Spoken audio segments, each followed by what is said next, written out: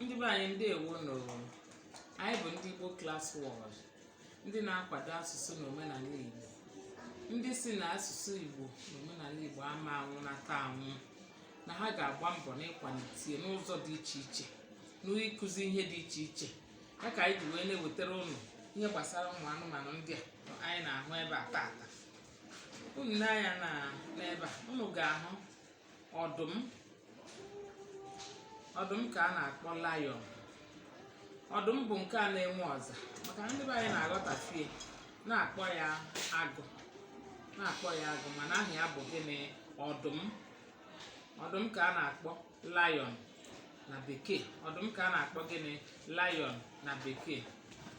Nke a bụ lizard n'okwu oyibo, na bekee lizard.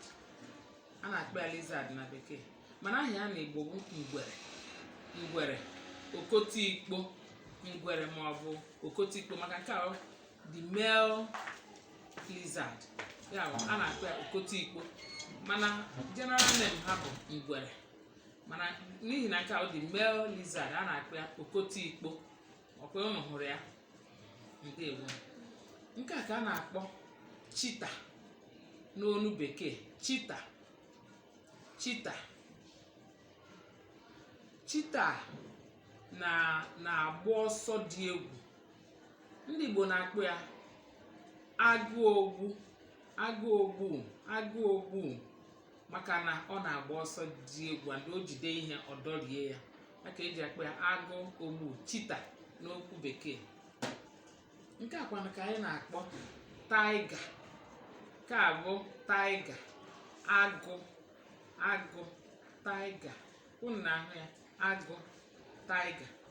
Ejikwa eze ya amụ ya, kasị ị ga-ahụ eze ya, ejikwa eze ya amụ ya, tiger.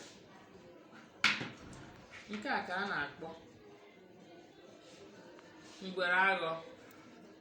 Ezi m aha ya nwa na bekee, ngwere aghọ. Chetara m aha ya na bekee, ngwere aghọ. M ga-echetakwa aha ya na bekee bụ ya ọnụ, mana neroni anya ọfụma. A na-akpọ ya ngwere aghọ. Mgbe ị hụrụ isi ya, agbanyeghị na ihe awụ ọ na-atụ m egwu. Nke a bụ agwọ. Ndị bekee na-akpọ ya snake. Agwọ dị n'ụdị, mana aha ha general bụ gịnị? Agwọ n'Igbo.